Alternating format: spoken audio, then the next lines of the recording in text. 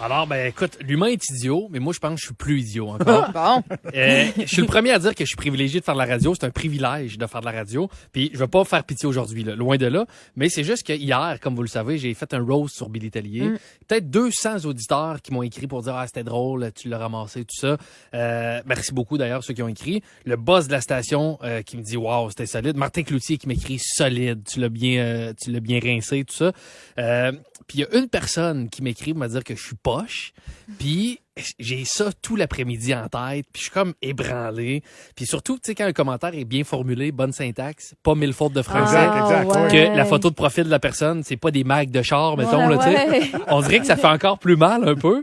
Puis là, je sais pas si c'est mon ego qui est démesuré de focusser sur la personne qui a pas aimé ça, mais je réalise qu'on est tous pareils. Les humoristes, pour avoir jasé à des humoristes, mettons, là, je suis dans une salle de spectacle, il y a 700 personnes qui rient, une personne qui a les bras croisés, puis ça m'ébranle. Puis Billy Tellier, même affaire, là, il m'a déjà dit dans une salle, 14 personnes qui rient, puis une personne qui a les bras croisés, puis il focus sur cette personne-là, tu sais. Hey, lâche, Alors que tous les membres de sa famille sont crampés à côté.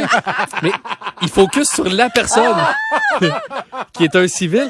Puis on a ce réflexe-là. Tu sais, encore récemment, je suis allé on focus sur ce qui marche pas. Je suis allé à la clinique de dépistage d'MTS. Ouais. Écoute, j'ai été négatif sur quasiment toutes les MTS.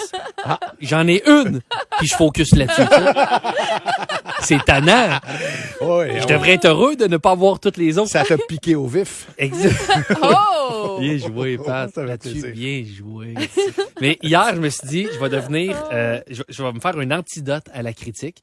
Une amie m'a envoyé une photo de moi, première émission de télévision en 2003.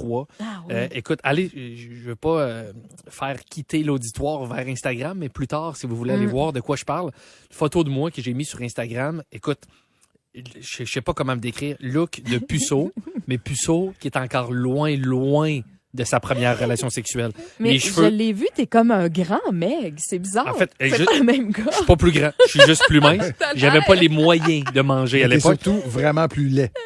En fait, je suis dégueulasse. Les cheveux gras. Un look vestimentaire que Jean Héroldi m'aurait pas juste donné une contravention de style, m'aurait donné une peine à perpétuité de style. Puis là, je me suis dit, je vais me mettre vulnérable à la critique. J'ai moi-même sollicité la critique. J'ai écrit en story, envoyez-moi votre pire insulte par rapport à cette photo-là. Et il y en a plusieurs qui m'ont fait beaucoup rire. Et je ressors les top 5 qui m'ont fait le plus rire. OK, toi, hier, t'avais envie de recevoir des insultes au bout du compte. Là. Je me suis dit, ça va être un antidote. M'a tellement recevoir que je vais me dire, ça va me blinder après. Ah, OK. Too bad. Alors, numéro 5, ta photo devrait être un traitement pour les nymphomanes. Oh! Ouch! Ça fait mal quand même. Ça m'a fait rire. Numéro 4, tu es toi-même en soi un moyen de contraception. Numéro 3, ça m'a fait mal parce que c'est une fille que j'ai fréquentée il y a quelques années. Non. Puis elle m'a écrit, elle dit, c'est violent comme photo. Moi qui pensais que j'avais juste des beaux gars à mon actif. Chihuahua? Non, c'est pas elle. Numéro 2, on dirait Luc Langevin, mais avec moins de sex appeal encore. C'est vrai que c'est ça, Luc Langevin. Hey, ça me fait mal. Mais le commentaire que j'ai trouvé le plus méchant, qui m'a le plus blessé, le seul, en fait, qui m'a le plus blessé, quelqu'un qui voulait me faire plaisir, qui m'a dit, moi, je trouve que t'as pas changé.